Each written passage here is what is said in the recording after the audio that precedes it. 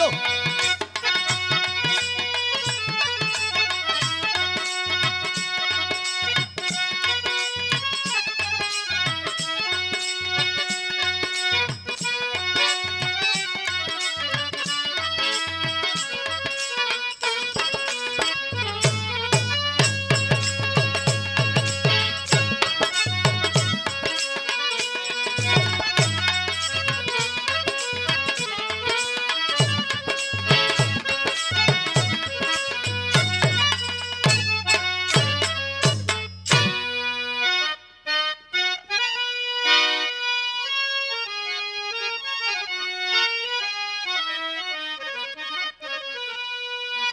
समरिया रगोइया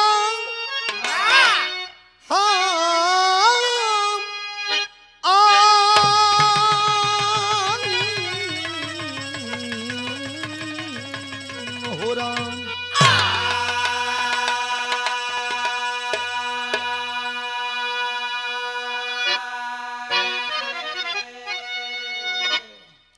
बाबूजी super cassette T series की ओर से जिस गीत की आपको चाहत बनी रही है कि भैया कैसेट में भिजवाइए, मंच से भी आपने सुना, लेकिन इस दुनिया के लोगों में कैसी बदनीयता आ गई है, कवि ने भाव दिया है।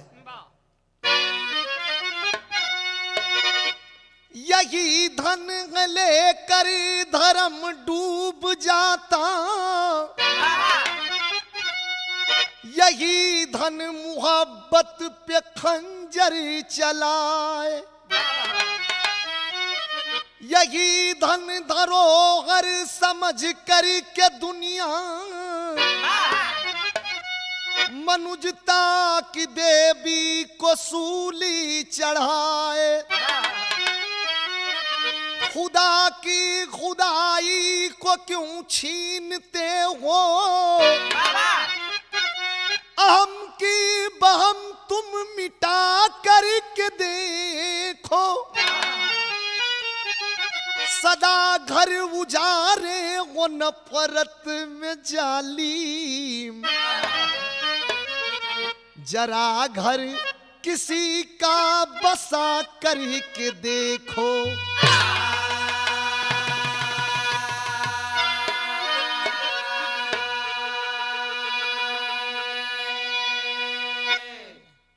इस जमाने में कुछ लोगों की यह धारणा रही है कि धन को, दौलत को काफी अहमियत देते हैं।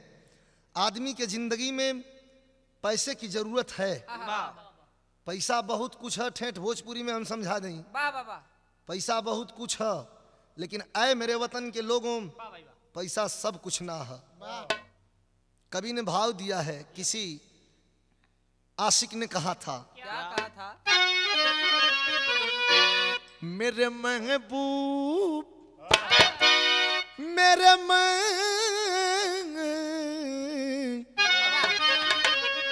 मेरे महबूब, मेरे महबूब मेरे साथ बड़ा काम किया, मेरे महबूब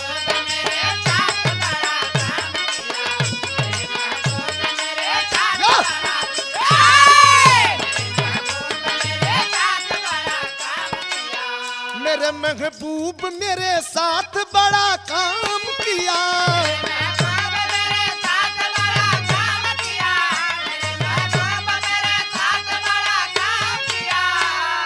अरे मेरे महबूब मेरे साथ बड़ा काम किया, काम किया।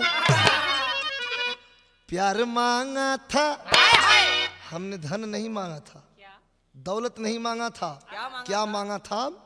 प्यार मांगा था, प्यार मांगा था, झोली में क्या अंजाम दिया।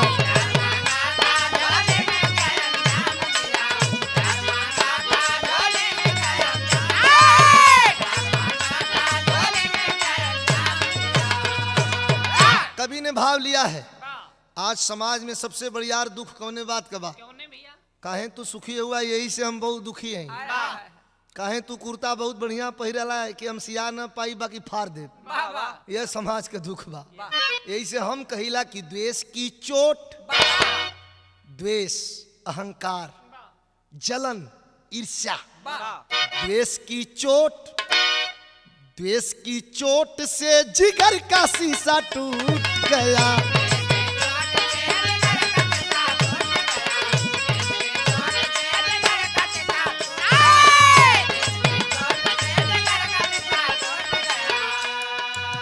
द्वेष की चोट से जिगर का शीशा टूट गया।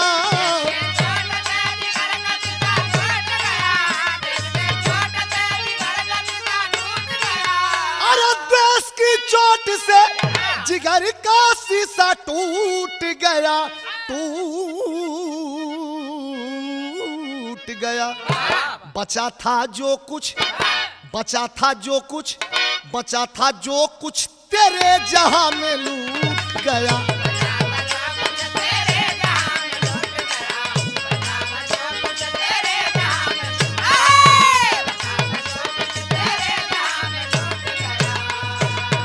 कहानी की शुरुआत हुई।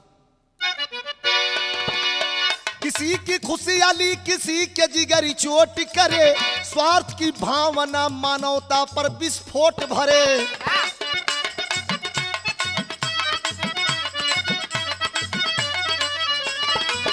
खुशी को छीन करके खुशियां मनाने वाले, खुशी को छीन करके खुशियां मनाने वाले, पुष्प को पाते ना चमन को जलाने वाले।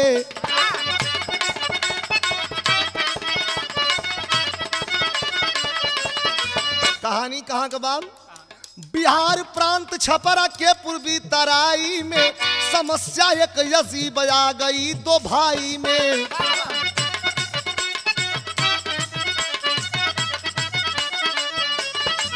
बड़ा मोहन संभाला था जो कष्टकारी को, बड़ा मोहन संभाला था जो कष्टकारी को, शौक से ले लिया था सारी जिम्मेदारी को।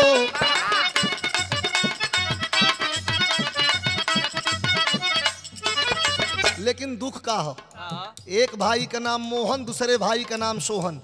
एक भाई खेती गृहस्थी, बड़ा भाई खेती गृहस्थी देख रहा है और छोटा भाई फौजी है, कलकत्ता में पोस्टिंग है। तो दुख का हो, भगवान का देहल दुख। तीन बच्चों की माथी उर्मिला खुशहाल रही, तीन बच्चों की माथी उर्मिला खुशहाल रही, कि नारी फौजी बेचारे की तब बेहाल रही।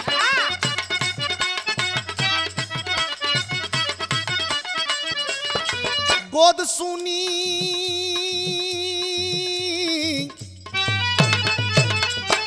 गोद सुनी रही 40 के उम्र पार हुई, जिगर की लालसा तब आंसुओं की धार हुई।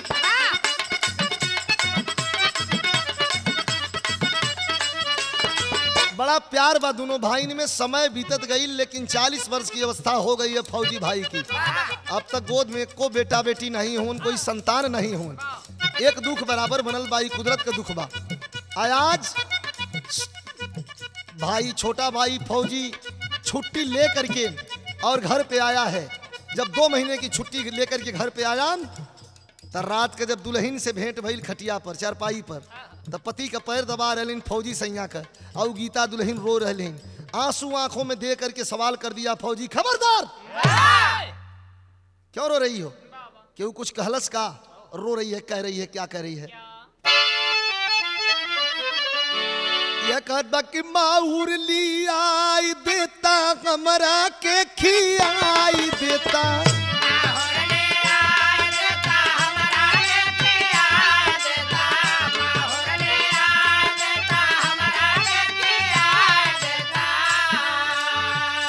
माहूर लियाई देता हमारा के खियाई देता, जियल न जाला बेसंतान के बतियाला मान हो पिया, जियल न जाला बेसंतान के बतियाला मान हो पिया, जियल न जाला बेसंतान के बतियाला मान हो पिया। फौजी जवान टुकुर टुकुर ताकत बा बतावत बा, गोड़वा जेठान जी का पड़ नंगी भूइया हो, गोड़वा जेठान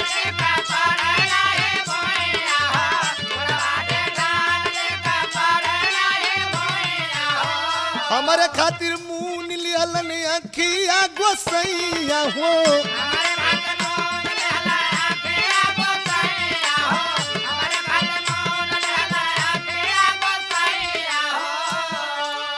अमर जी का विधान के विधान कहे बतिया लमान हो पिया।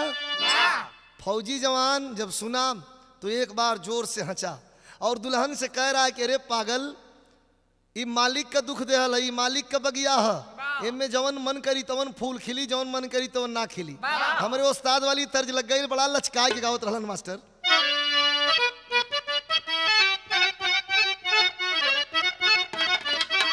अरे गीता दुल्हनिया के फौजी समझावेला, गीता दुल्हनिया के फौजी समझावेला, पार करी हमन के बुढ़ैया गोरी हो, तीनों भैया के दुलार पार करी है।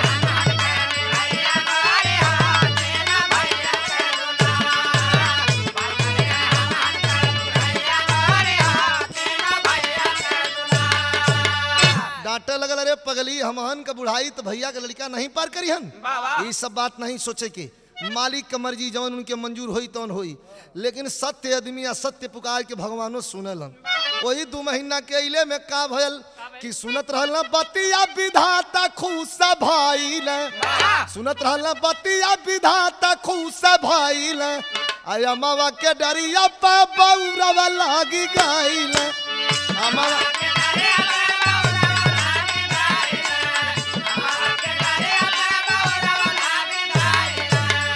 पड़ी जब अधजल में न्योरियो गोरी हो, तब गोसैया करी है पार। चिंता का विषय नहीं बा, मालिक के ऊपर छोड़ दा। जवान इतना ही सोचत बा, तब से वही 2 महीना के इले में वह फौजी की दुल्हन गर्भ धारण करती है। चारों तरफ खुशी खुशी हो गई। जवान भैया भौजी के चिता के फौज की ओर चले के तैयारी कैलस, तब बिरहा में तर्ज लग गई। कोनो दुल्हन अपने दुल्हा के मेला में खोजत रहल, यह कहत रहल कि कांगी होई है सड़क पर, अरे काई होई है सड़क पर लखत होई है रे काई होई।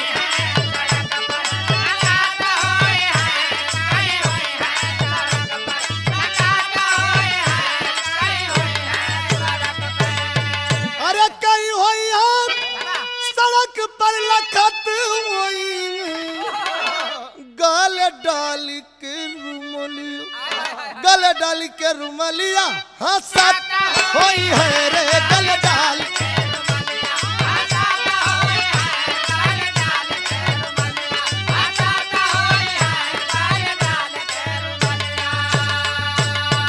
लेकिन मलेटरिया में चलल, अरे मलेटरिया में चलल बला मरसिया हो मले।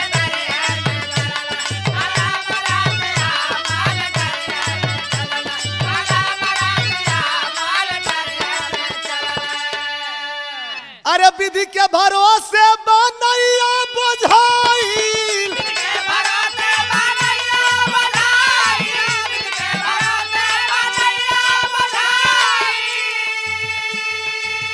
नवे महीनवा की नरवा पयाईल,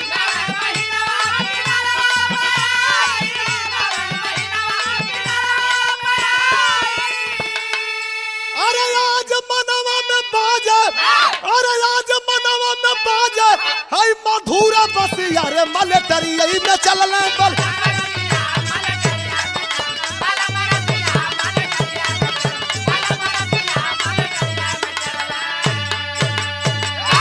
महीना बीतल, 2 महीना बीतल, 3 महीना बीतल, 4 महीना बीतल, 8वां पार कर गए। अब गाड़ी एकदम लजमजा गई है, एकदम करीब बा डिलीवरी, लेकिन सब तो खुश से घर में एक आदमी के मन में कौतूहल बा के कैसे लड़का खिलाई देवरनिया, कैसे लड़का खिलाई देवरनिया, जेठनिया बिस्माध गई, जेठनिया बिस्माध गई।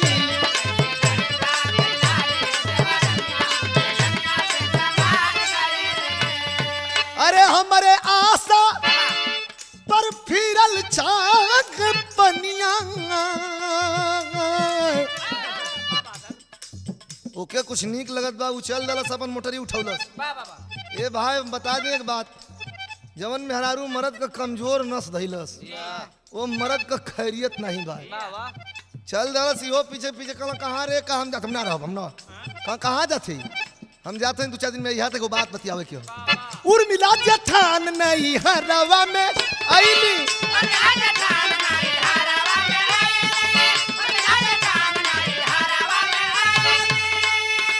भेज के खबर अपन सैया के बोलवली,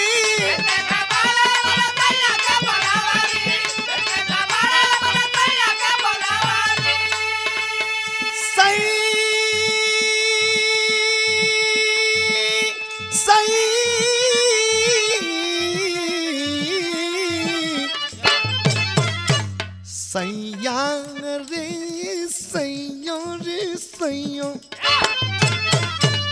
का सैया सैया कहले रे, ये सैया पैसा, ये सैया पैसा, ये सैया पैसा रुपया बाटी घर जमीनिया।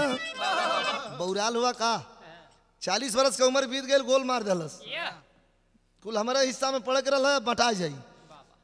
सबेर होत होत रात भर बंड धर के धरौलस, सबेर होत होत असरस पेंच ऐठलस की हो बोलने लगल मैं ऑल इंडिया भिंडे बोल रहा हूँ। कल हाँ रे, तो यही है पैसा, दिल दिमाग से न्याय धर्म को चूर करे, देकर के मोहब्बत को फांसी भाई भाई को दूर करे। प्रसव की बेला में गीता वह हसीला नर्स के पास गई, हो गई है भर्ती बिना पति के, गीता वहां उदास हुई। लेकिन मिला है मोहन बड़का भाई, कैसे मिला है मोहन, नर्स से जाके मैडम जरा सा रहम करो, 25,000 रुपया दूंगा, बच्चे को गर्भ में खत्म करो। बड़ा भाई दुल्हन की बात सुन करके गया और उस शीला नर्स से मिला, कहा कि 25,000 रुपया दूंगा, बच्चे को गर्भ में ही मार डालो। पैसे के चलते एक नारी नारी का सपना मिटा दिया, गीता से बोली मरी थी बच्ची, बच्ची को मैंने हटा दिया।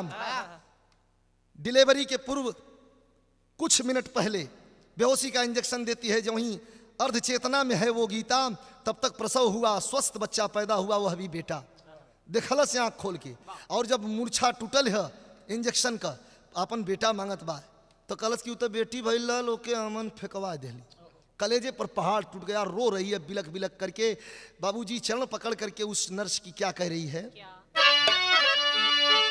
देहली जाना मुना खेलावले के भाग भइल, जहरा कस सुइया लगाई दे तू बहिनी, हमके पड़ल बाकी सैया के पड़ल लाल, हमके मुआल कई दे खाई दे तू बहिनी, मुहवा के चूमी ले कोरा में खिलाई ले, भाई जी के हमारा बोला हुआई दे तू बहिनी।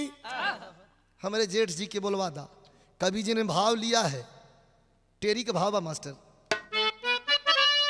इमनवा जहिया पैसा पर बिकी, अरे इमनवा जहिया पैसा,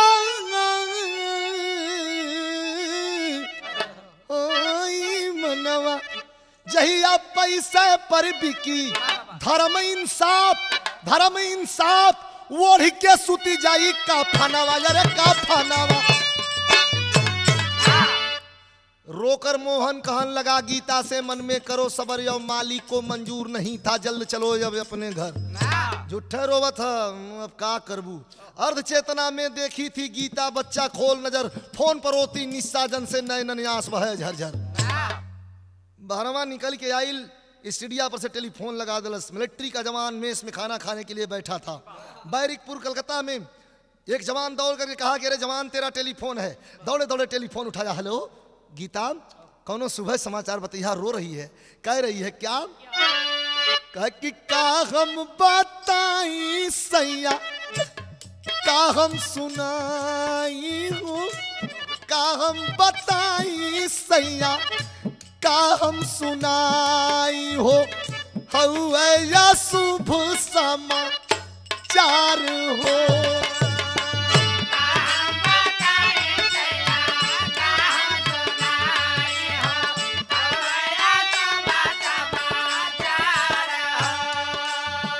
जनमल सुगनवा के यह नर सपपिनिया हो।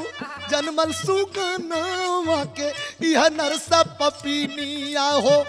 हमके जाना ला दिहलस मार हो।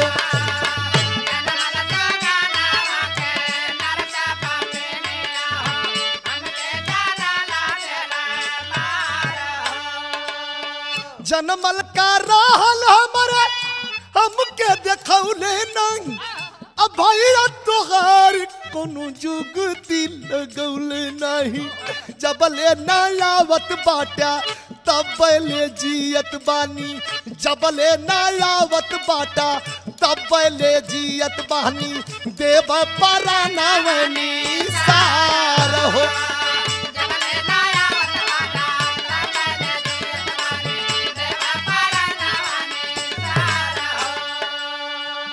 रो रही है टेलीफोन पर सैया, बस तब्बे जियत हैं। जबले ना उठवा जवान घबरा गया। खबरदार का कहलस मास्टर। कलश की अरे अखिया से असिया गिरैहा नगरी। डटल रैहा घरवा जइहा नगरी।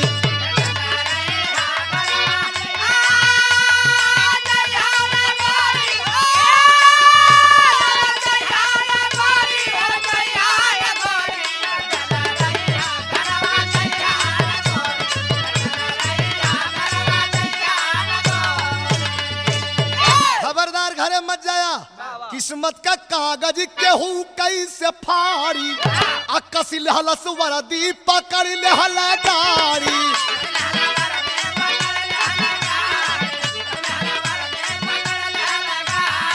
अरे धीरज का दिया ना बुझैहा नगोरी। डटल रैहा घरवा जइहा नगोरी। चल दिया जवान। आया तो हॉस्पिटल में नहीं आया। कहाँ आया? थाने पर दरोगा जी के सामने। दरोगा जी जब सारी बात सुने, कल घबराओ मत, यही नर्स को बुलवाते हैं। बुलवा लिया गया। नर्स को तो भाव है।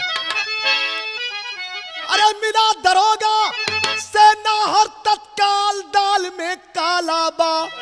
अब पकड़ नर्स को पूछन लगा सवाल दाल में काला बा।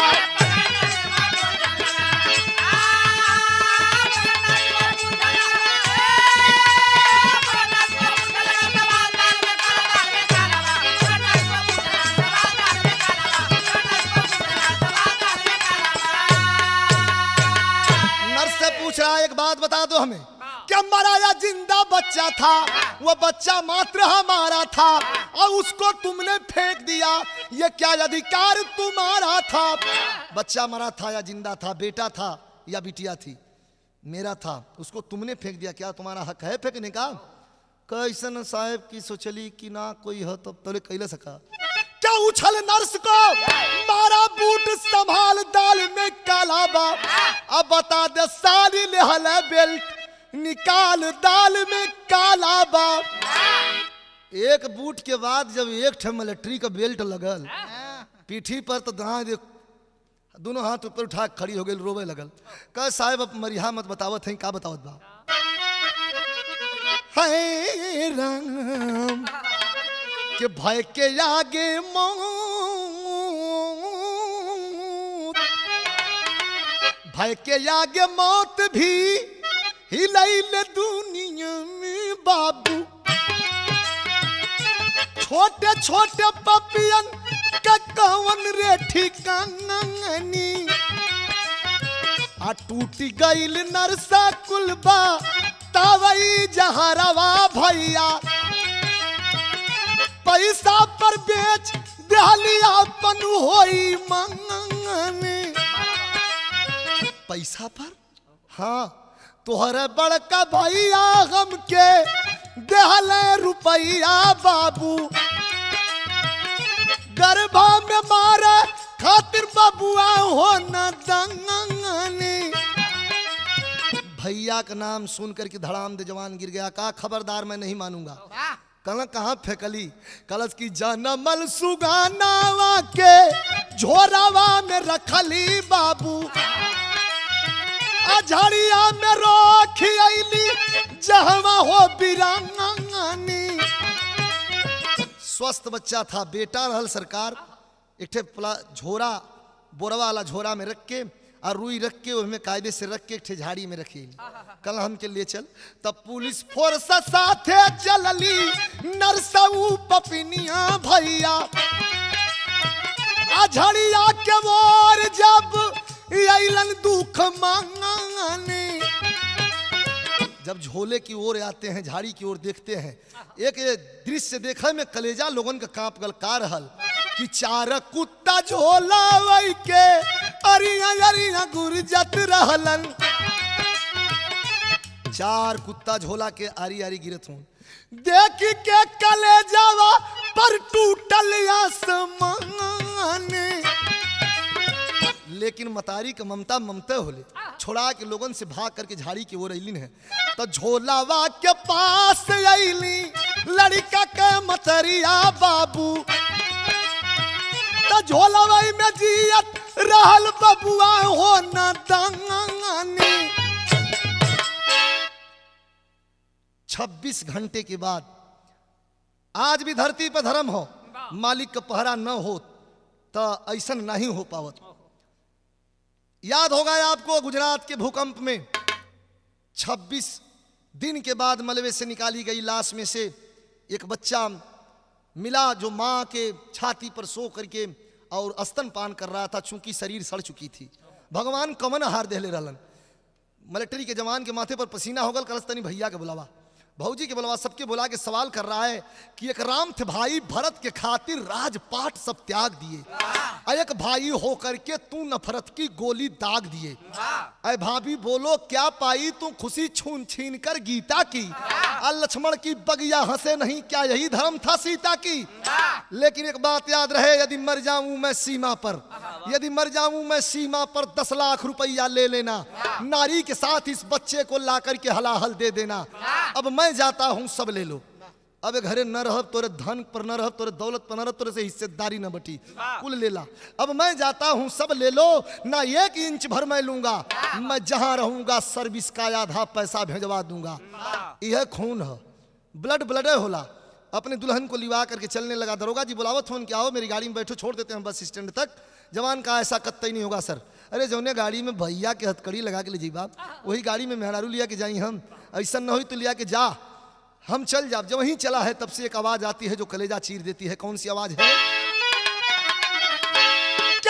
तबले तीनों लड़कन का खूनल बाबू हवा, चाचा छोड़ के यही भाती जवन के जईबा कहावा।